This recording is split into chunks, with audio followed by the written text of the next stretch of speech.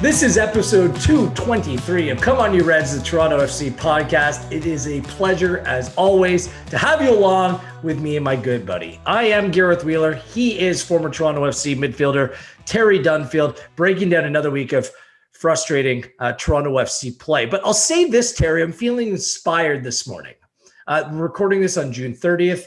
Happy birthday to Jefferson Soteldo. His birthday today. It's my birthday as well. We're like simpatico. I think that I might look a little bit younger than him, to be honest. Like, look at this face. Like, what's this, 20, 21? How old do I look, Terry? A little bit higher. You got over the hump of 42, so you're low 40, so you're good now, man. Yeah, I enjoyed my last day spending it as a 40-year-old. So I moved on. So there's simpatico there. And I decided last night I just wanted to sit down and do something for myself. And it's not as if I've watched enough football and soccer over the course of the last month. I decided to watch the Sir Alex Ferguson documentary. Have you heard of it? It's called Never Give In. And it goes through him having the bleed on his blood, the brain hemorrhage, and trying to recapture his memory and basically his fight to stay alive and recapture all these memories and just be the Sir Alex that he's been his entire life.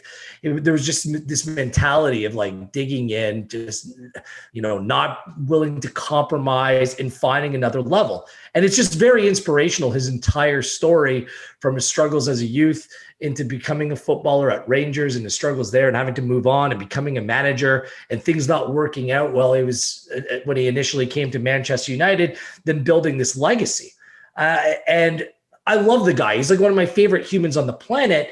But you know what? At times like this, when things aren't going your way, you need to be able to dig in a little bit, approach things with conviction and believe in yourself. And I don't care if it's a struggling soccer team or it's, what I've gone through in my life in terms of my long-standing cancer battle or anyone. Terry, you probably have your own things that you've battled with in your whole life. During times like this, you sometimes just need to suck it up, find that next level and just move forward. And at the end of the day, you're sometimes better off for it. And I look at the Toronto FC story that way. Sorry to go on a little bit of a rant off the top. I mean, the highs of winning the MLS Cup and having all this success in recent years, what made it more special for me, and I don't know if it made it more special for you, was the fact that there were difficult times. There were 8 managers in 8 years. There were years of struggle. And then inevitably, when you come out of those periods, you just kind of refreshes and you're just that much more thankful for the process and you getting them there. And that's my hope with this Toronto FC team, because I know they're struggling right now. I hope that people internally, and it's difficult because we're away from the players and the coaches, and it's a new coaching staff, and there's a lot of pressure. We all understand that. But I think a little bit of perspective is needed here that, the process is part of this entire thing, and you just need to stick at it and never give in. Like, that was my message from last night. So I kind of woke up today and I feel rejuvenated, ready to take advantage, take full advantage of the day that is. So there you go. If you want to see an inspirational movie, if you happen to be a Manchester United supporter or an Aberdeen supporter, by the way, check out that film, Never Give In, Sir Alex Ferguson. Fantastic. You've got me inspired now, Will. I don't know if it made sense, Terry, but oh, it does. It does for sure. And when it gets difficult, I think that's where you grow, and you're almost forced to learn skills to help you get past whatever barrier it might be. And it's pretty cool how in this amazing game. You learn skills to help you cope with things outside of football. And, that resiliency piece is huge. And we hear Chris Armas talking about it post game. And, he's going to continue to keep fighting, searching for solutions. And this, as you said, that makes the highs all that much more sweeter if you really do work for them. It's humbling, isn't it? I mean, you have, like, outside from a team perspective, I'm assuming, just based upon our conversations over the years, there was those times that you had a hard look in the mirror and had to make difficult decisions, and it inevitably took you to different and better places through those difficult times, didn't they? For sure. And I think those difficult moments in my career actually set me up for what's next. And if you can overcome those moments, there's nothing really to fear in life, and you just tackle whatever gets thrown at you. Uh, when you're talking about Alex Ferguson, I thought of a nice moment. I remember I was a 14, 15-year-old over in Manchester, and the Man United training ground was called the Cliff, right in the middle of Salford. And there's this era to it. And Man City versus Man United Academy game was our first one. But at the top of the cliff stood Alex Ferguson. And it was almost like a myth or a god up there watching us play. It was so cool. And I remember kind of walking past him like that. And he just kind of goes like that. I'm like, oh, man, that's Alex Ferguson. It was so cool. I mean, you're never going to be able to replicate the class of '93, but I kind of feel there's this young crop of players that are coming through, and the way that he describes, like, this is what you want your club identity to be. I mean, there's some interesting pillars that are coming through, and you don't want to rush it right now. I know that there's a lot of fans that want to see these young players play, but the conditions need to be right. The conditions are improving, not only here, in terms of the young players doing well. Luke Singh, Jaden Nelson, again with TFC 2 in the team of the week for USL 1. But some good news even on the levels below, where you're cultivating the future Toronto FC players, Terry. You and the academy, Terry Dunfield Academy update. You're back at it as things are starting to open up here in Toronto. You guys are going back to work, which is great news, because as much as I know that it takes you and the rest of the coaches out of your element, what about these young players? Like, it's their development, it's their mental health, it's them advancing their own individual games that suffered over the course of the last year and change, where you're kind of finding ways to get them action in games and ways to improve them. But really, this is all being makeshift, and hopefully this allows for you and the rest of the group to take these young players forward, because there's a lot of excitement going on at that level right now. There is, for sure, and we lost 18 months. It's tough, and I don't think we'll know the effects of that until a couple of years down the line. But I mean, the guys have been warriors. We've found other ways to keep the players engaged and help the young dudes grow as people and build some resiliency and set some good habits for when we come back. But we're in week 3 now, and as of tonight at midnight, we'll go back pretty much to full training. We'll have games at the beginning of July. Our MLS Next League starts in September, so there's a ton to look forward to. And all of a sudden, oh dang, we're back at it. Having said that, the lightning storm in Toronto shut us down last night, but it was nice to watch some Euro football, which I haven't been able to do. It was cool to see Ukraine and, of course, England move forward. Of course, England moving forward, just like you and the rest of the nation predicted, right, Terry? Yeah. No, never in doubt, Southgate. I'll tell you what, like, it's funny. We have our own cities, parties in the city of Toronto during major tournaments, whether it's Little Italy, Little Portugal. I've been part of that, not in recent years because I've been working the tournament, but at the pub with the boys, supporting. I always go Canada 1, Wales 2, England 3. And I have no problem cheering for any of them, because that's my heritage. That's my family. These are my people. But it's always Canada 1, Wales 2, England 3. So I'm fully on the England bandwagon right now, by the way. And the scenes across the UK were absolutely bananas. I love what Gareth Southgate said. He's like, look, this is really special, being able to bring this kind of joy to millions of people who've had a really bad year, right? And you can just see it all manifest itself. And I think that emotion has kind of made its way down to the field as well. Just like those big nights at BMO when everything's going well, you can feel it inside the stadium. Well, amplify that to times 20, 30, 40, 50. That's what's going on in England right now. It's bananas, isn't it? And what I love about Gareth Southgate is he's done it in his own way. He's been authentic. He hasn't changed who he is because he's the England manager. And he spoke about showing compassion for his players, his staff, the country, and just kind of understanding where everyone else's kind of angle or how they're looking at it through their lens, and how important that is as well. He's a top man, and I think everyone wants good people to succeed.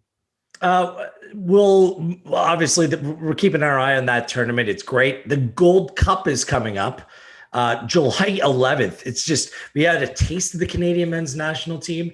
Now we're about to get a whole lot more, and that's where I want to start. And we'll get to the Nashville game. We'll get to the DC United game coming up. But the big news is I have been campaigning for this for what, Terry, a year now? I don't know. What's the news? What are you dropping? Months on end. Well, it's that Ayo Akinola, Toronto FC, has produced another young Canadian men's national team striker as Ayo's decided to play for Canada, represent a country that he considers home rather than the United States, where he played youth football growing up and recently played last fall, had the U.S. men's national team experience. But he's one of us, Terry. Ayo has made a salient decision. Congratulations to him. Congratulations to his family, everyone involved in his footballing and personal upbringing. This is a special moment. You probably remember your first time that you got the call up to the men's national team, but I'm really excited for Ayo. I'm excited for Toronto FC. It's some really good news on the Canadian soccer front here. That's huge. So a bit of context, listeners. I get a text from Wheels and our producer in our group chat saying, I've got some big news. I'm not going to tell you. I'm going to drop it live tomorrow. That's awesome. It's probably going to be announced by the time that anyone listens to this, but that's okay. That's okay. I'd love to get Ayo's reaction or hear it. It's a big moment. It's huge. He's taken his time with it. Canada get a very good number 9. He comes into a team firing on all cylinders. And I think it's probably bigger than just Ayo in that you've now got a player choosing to come to Canada soccer and be a part of what John Herdman's building and be a part of that brotherhood. And I think that it's awesome that Ayo's decided to play for Canada. I think it's going to be huge for his career.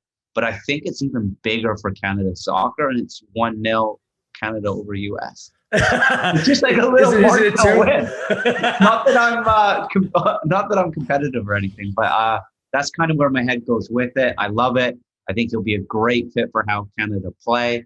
And I think with this decision, if I put my player cap back on, I think you've got to listen to your heart on these ones. It's not to sound soft or anything. I think you can kind of, get on the whiteboard, pros, cons, and am I going to play? How's this going to help me? How can I help the team? But at the end of the day, I think you've got to listen to your heart. And my own situation, I was lucky enough to play for England when I was younger, then be part of the Canada youth setup.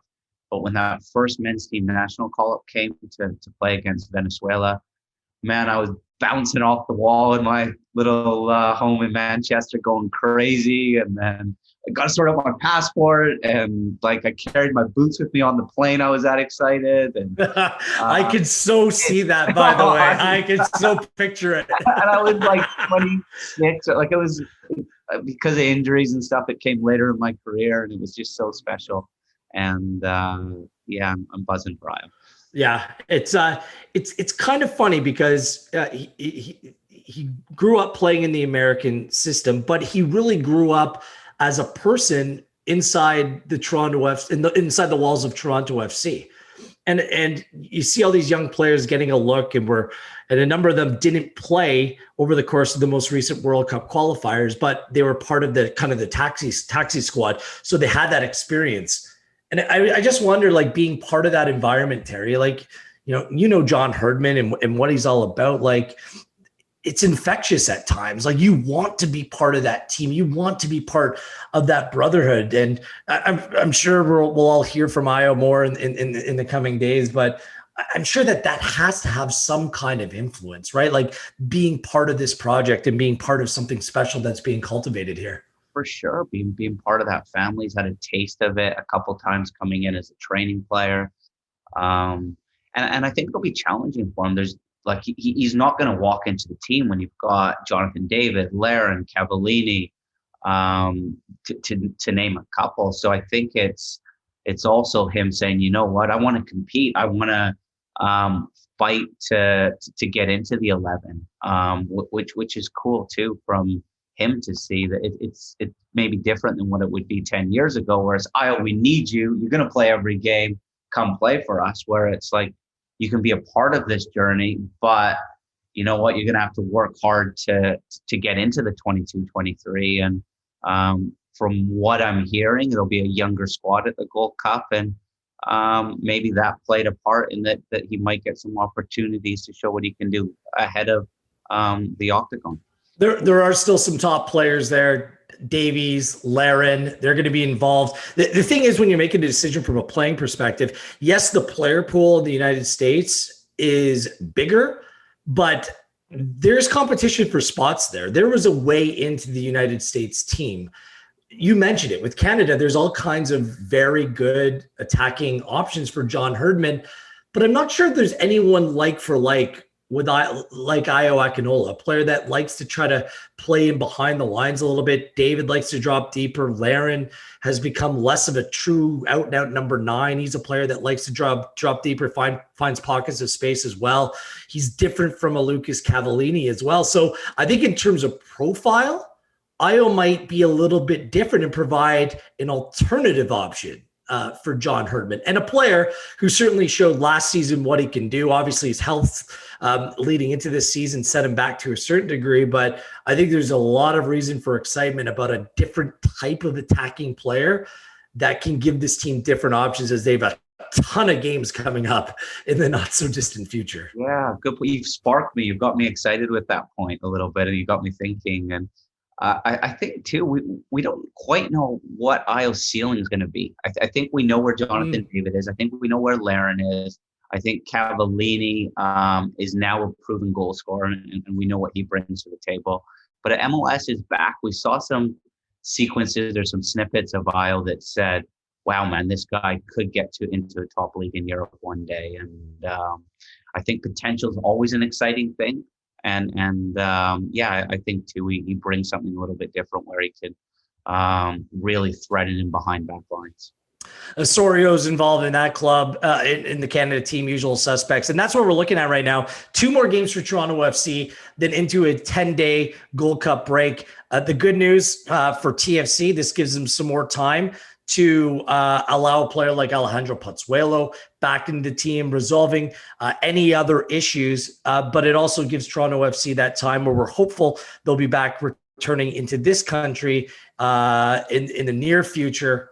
There's some real hope there as we see fans pack the stadium in Montreal for Stanley Cup playoff games, and now Canadian Premier League in different markets are allowing fans to come the start of July into their stadiums as well. The CFL season is on the forefront. We're now looking forward to, it sounds like some whispers are coming out that the Canadian Championship, there's plans to have that event take place later on this summer as well. So it seems like we're moving in the right direction. Get these 2 games, be a little bit pragmatic, get them done, get them behind you, try to come away with some points from that, and be really hopeful that once you're back in familiar surroundings, kind of the disadvantages of being evened out a little bit, that you can hit the ground running. Yeah, it's I think that'll be huge when we come home. I think fans will be massive. I'm saying what everyone knows listening right now. And thinking about it a little bit this morning, Wheels, when I went for my morning coffee, I don't think we really understand what it's like down in Florida. I think you actually have to live that. And, maybe hearing from 1 or 2 of the players just how difficult it is setting up shop away from home and everything that comes with it. So maybe some of the smaller things that affects each player a little bit differently as well. And just how difficult it has been. Yeah, I wanted to bring it back to us because I actually feel bad that I personally haven't been able to provide more to Toronto FC fans in terms of context and analysis, because we've learned to adapt and evolve over the course of the pandemic to do work, to do things on Zoom or however you do it. But when you're a journalist or a broadcaster or whatever, and you're covering a team on a regular basis, there is zero substitute for actually being there, having those everyday interactions. When you understand the game a little bit, you're looking out for little things that maybe explain the processes that are taking place. And being up here with the team so far away, you're trying to talk to whoever you can to piece together your story, but there's no substitute for your own eyes. And that's the thing that I miss more than anything else. And quite frankly, in order to do our job to the utmost of our ability and to kind of let you know what we actually think, I need all the pieces to put together the puzzle. So I can't talk to you about coaching methodology or why this player is not playing or why maybe that player is playing better than another player because we're not there on a day-to-day basis. And I feel like the coverage will amp up and I'll be able to do my job better for you out there once I'm back in the training. I've been in the training in and around the team since 2007. This is very awkward for me. And I can't come out and make definitive overarching statements without having a complete picture of what things look like on ground level. So it's a difficult time for everyone, Terry. And I think that the fans will understand more once the team is back up here as well. For sure. And kind of just as you were speaking, I was thinking like, I understand the frustrations of the fans right now because the fans are just seeing the games, right? And when Chris Armas came in, he said to the media, we're going to see a young team. We're going to see a team play with a ton of energy and press high. And for several reasons, that hasn't been maybe what we've seen of late. I thought against Orlando and Nashville, we were starting to see some signs of taking that identity and kind of making it our own with our players. But I think that's where, again, with the results is where the frustration from the fans is coming a little bit, that we're not quite seeing it. But it's difficult for us, as you said, Wheels, to really give the why without living it down in Florida with the guys. Exactly. And that's the advantage of being around the training ground all the time, honestly, and going out there and doing our jobs properly. And I think the England, why isn't Grealish playing? Why are we playing this way? Why are we playing with? I say we England? Why are they playing with two holders? Why is England playing 3-4-3? Well, I think Southgate analyzes Germany that well and knows his team that well, plus of all the other ingredients that goes into it and the backstory, that he's got answers to the why. And you know what, we're just struggling a little bit, not to dwell on it, just bridging that gap right now with us not being down there. But I'm sure there really are, there's Chris's philosophy, but there's also some science behind why the team's playing the way it is right now. Yeah, absolutely. I rather than being angry, I am sympathetic, to be honest with you. Maybe I've gone soft in my old age, my very old age, but that's just the way I am based upon the context of everything right now, whether it be the coach, the players. You've seen them take to social media and ask for understanding, the staff, everyone involved at the club who've made incredible sacrifices. Yet you need to play your schedule. It also shows, like last season, Terry, how ridiculously well this team played.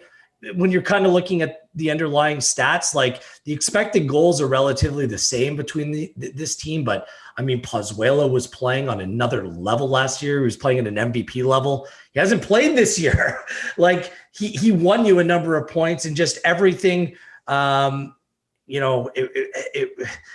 The team was able to come together and grind out results. And we'll get into the games when you're conceding these early goals like they have over the course of this 5-game losing streak.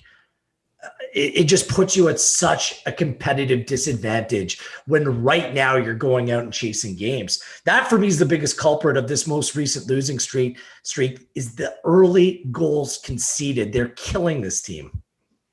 For sure. And I think that now it changes completely the context of the game. And now all of a sudden, it's on TFC to now go and bring the game to Cincinnati and be the protagonist in possession without Pozuelo, without Josie Altidore, without Soteldo. And credit to Cincinnati that we saw it at MLS's back, that when they've got something to protect, that they're a difficult side to break down. They get numbers behind the ball in their own half, which almost invites you on to the opposition a little bit, which opens up maybe more space in transition. And Michael's a little bit now more exposed. So it makes it so difficult. And as you said, the importance of Pozuelo is like Cincinnati without Acosta. And TFC are a completely different team, which we saw against Nashville. Was, with all due respect to Noble, we're a different side when Pozuelo comes out at halftime. And to the point that Chris Armas has completely changed the system for that game against Cincinnati and played a 3-5-2. And part of it was, he said, set pieces and, a natural three to maybe progress past Cincinnati's front two. But I think what was at the common or the nucleus of that decision to change the whole system was Pozuelo's not in the side. Yeah. And you're playing 3 games in a week. And I put it out there after the game. I didn't even think it was a controversial statement. It's like 3rd game in a week. Like, it's funny. My wife came into the room and was watching the end of the game. She's like, "Is it raining?" I'm like, no. Their guys are just sweating because it's that hot.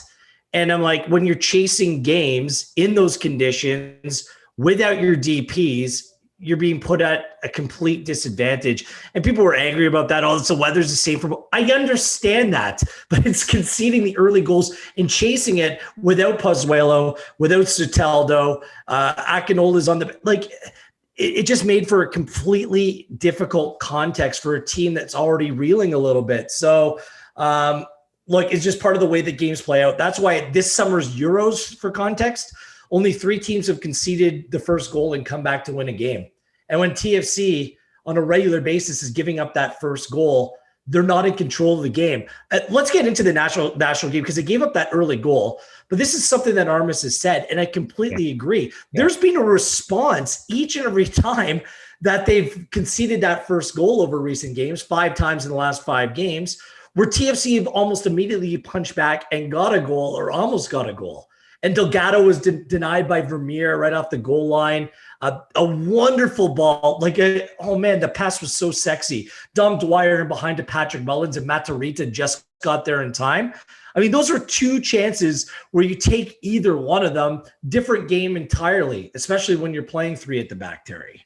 Yeah, I'd say even the Mullins kind of chance right on the line as well. That was a good one too. So there was a nice reaction. And I remember in 2012 or 11 when we had that tough start to the season, when we went deep against similar to this year in the CONCACAF Champions League, that when you're in a tough run and you concede early too, psychologically it's a blow and it goes in. It just takes some wind out of your sail. I know the same feeling the fans watching the game have. It happens on the field too.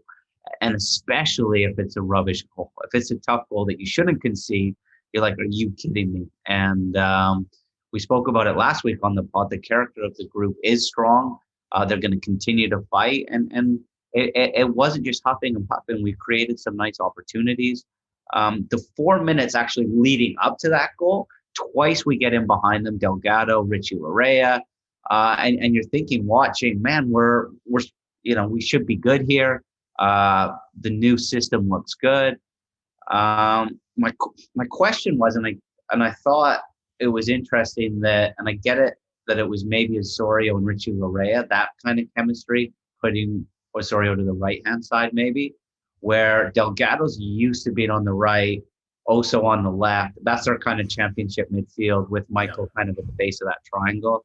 And I sometimes when you play on the other side, it's just a little bit different. I'm trying to mitigate it a little bit for Markey, but that's a new area of the field, him coming into where he loses possession. I thought it affected him for the rest of the half, and maybe that's why Chris took him off at halftime. Yeah, you're talking like your points of perspective, your vantage points. Delgado on the first goal is coming from left to right in the middle of the park, and typically he's a player. He kind of just watch him over the years. On the right. Yes, exactly, and he would come back, and Bradley would play underneath. It was almost like flip flopped on that goal. I know Delgado will say, "Look, I need to do better," obviously. But at the same time, the reference points, I think it's a decent point that when you're missing these players, I think there are some players that are just playing out of position or not in their natural way that they're accustomed to on the field. Bit of that, yeah, and he starts to build, like you said, out wide, which is new to him. Then comes in, and it's just. But you did see signs in the first 4 minutes. Chris Mavinga had to make a nice tackle at the back post where, if we did set up camp in their half, that we're open to a counter. And that's something we need to figure out. 4 minutes in, Cincinnati did score that goal. It was the second goal that was the backbreaker. There wasn't really much in it after that, Terry. Acosta, like, what a shot. Bradley tried to show him to the outside. He cut inside, bent it over the top. I mean, that's a class finish. That's outstanding, it's ridiculous. My only criticism of the game, or really the area where Toronto FC need to clean up over the course of these next two games before hopefully making their way back up here, we'll see how that plays out, is just transition defending. It's transition defending because that's when they're being exposed. They're a little bit too wide open, whether it was in a 3 or a 4 at the back. What do you make of Toronto FC's transition defending? What has changed, and how best to clean that up as soon as they can? I think we're growing in other areas, or there's marginal gains for sure. And I'd say on the transition one, we need to just, I think it goes back to our identity and who are we? And are we going to be a team that when possession's lost, that we work hard to counter press and really own the half of the opposition?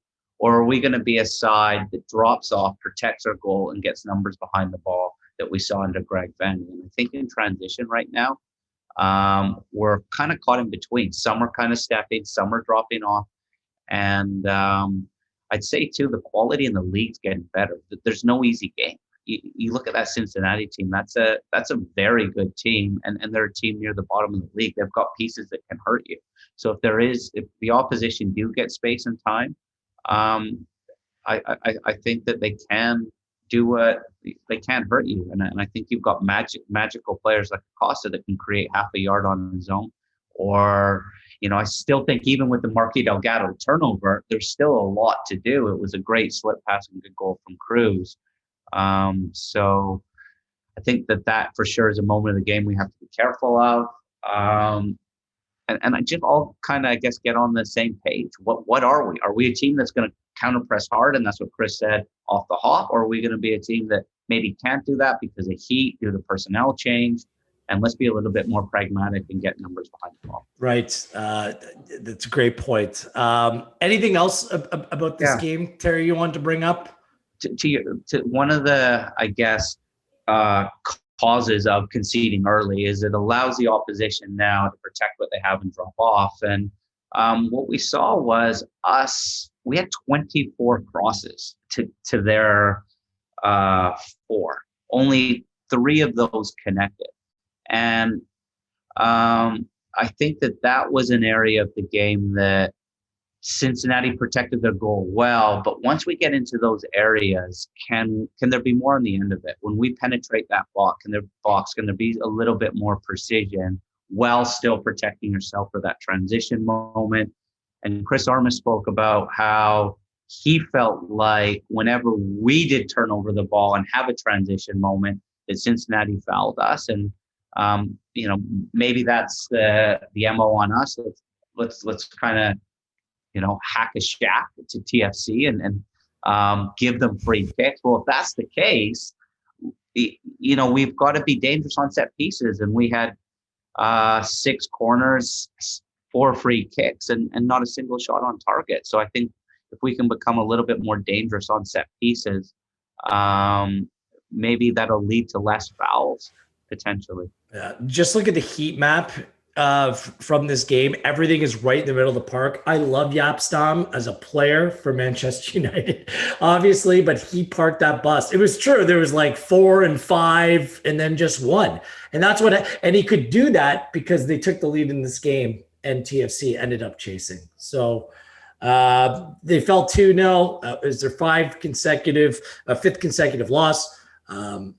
It's not the most losses in a row in TFC history. Started bringing up Terry to start the season in 2012, 9 straight losses in the league. So I mean, we're nowhere near that. and reinforcements are coming into this team in terms of players getting healthy and back at it. So TFC now plays Saturday, 5:30 p.m.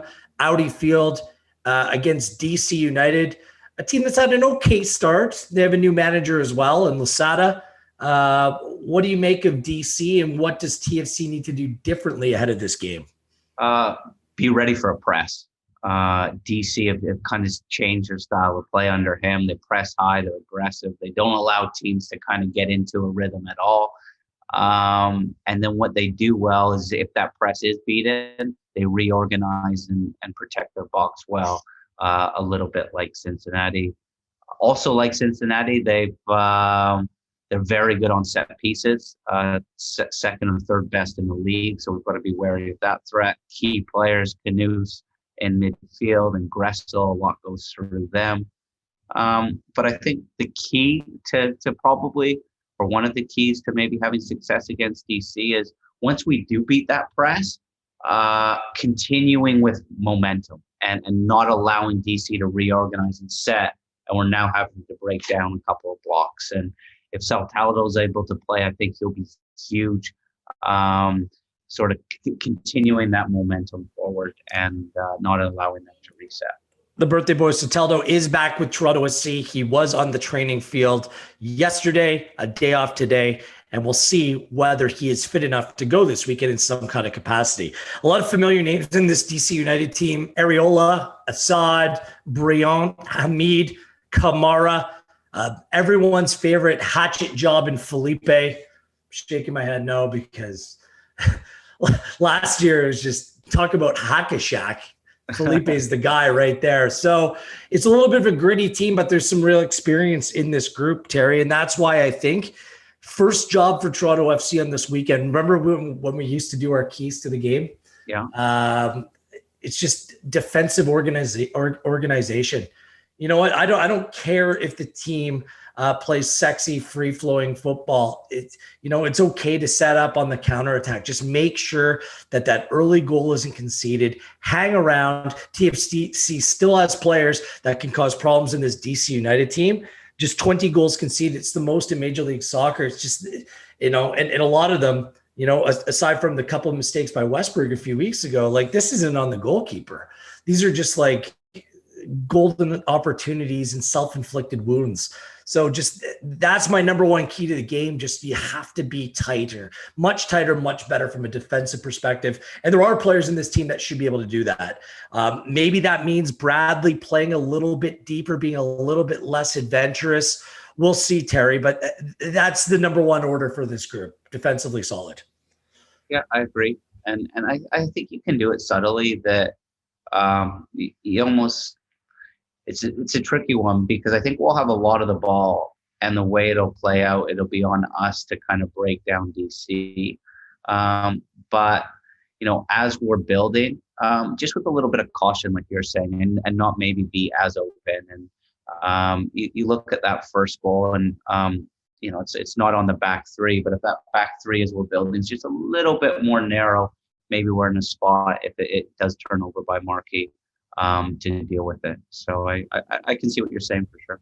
Yeah, and they've had a week off too, Terry. And sometimes you need that week off to recover, reset, refocus. It's so hard to chase a game. Third game in a weekend, in a week with Heat, missing DPs. I think that was why we didn't create a whole bunch of opportunities in the second half against Cincinnati. Just another quick comment before we run. Of course, that game 5:30 p.m. Eastern time on TSN. Just hope that the Saturday Euro games don't go into extra time, because that'll make things way more hectic on all of your lives. There is this sentiment too, and I think you mentioned it earlier in the show, about young players. How difficult is it for a young player to come into a team that's struggling? Because in my mind, yeah, of course, you want to give young players more opportunity. We saw young players forced into those opportunities to start the season, but you want to make sure that they are coming into the team in the proper context. And oftentimes, when you're searching for results, any head coach in world football generally decides to lean on their experienced players. Perhaps you could talk about that dynamic and your experience over the course of your playing career and how that plays out. I don't think it's quite so simple saying that, yeah, we're just going to go young and start playing young players all over the field. Yeah, it's a tricky one, man. I remember, I guess, at Manchester City, I was there kind of from the Premier League back to the third division, back up to the Premier League. And when we were in the third division or League One, I guess, and it was difficult, Joe Royal was the manager at the time. And I was a young player and trying to break into the team. But you just kind of knew the timing wasn't right for you. Every player that played was not only a senior player, but he was a player that you could rely on. That was the kind of profile that he started to pick. And he would pick the men of the team. And, maybe not the flashiest players, but guys that would get it done. And they might not have as big an upside, but there'd be way less risk. And we started to grind results out, and we almost grinded our way back up the divisions. And with all due respect of the players that got us back up the division, they're not the guys we're seeing play on Champions League right now, that type of player. But when it gets tough, I think that those are the types of guys you need. I want to see the kids play, but I think for the kids, and this is my head speak, it's got to be right. Or the other thing you do is you go all in and you go, you know what? Let's see if the kids can get us out of this. We've got nothing to lose now. Let's, help groom them for what's next and attack this with a ton of energy. And I don't think we're quite there yet. But that's also maybe a possibility too. Yeah, there's experience in this team, and there's belief that later in the season they can go on a run. So, it's a great story, Terry, because I think that's all important to know. We all want to have certain players we want to see more of, but there's a method behind selection. And especially during difficult times, it absolutely complicates matters. So 2 games before the Gold Cup. Saturday, DC United, 5:30. Then a trip to play a very difficult side in New England Revolution. Another Canadian, Tajon Buchanan. Keep your eyes out for him. 7 p.m. Wednesday. Then it's Gold Cup time, Gold Cup break, and we'll see where the team is at that point. Good stuff this week. I assume my birthday gift's in the mail, buddy? 100%. That means 100% not. We'll catch up next week. Great job as always. Take you out for some golf. How does that sound? Yeah. Let's find some time. Maybe during the Gold Cup break. Well, we're going to be working that, but we'll find some time, Terry. We're long overdue. Thanks to our producer, Erica, as well. Always a top job. And, to all of you out there, never give in. The words of Sir Alex Ferguson, even if you're a Liverpool or City supporter, you got to appreciate the man, the boss, the gaffer. On behalf of everyone here at Toronto FC, I am Gareth Wheeler. Enjoy your weekend. Come on, you Reds!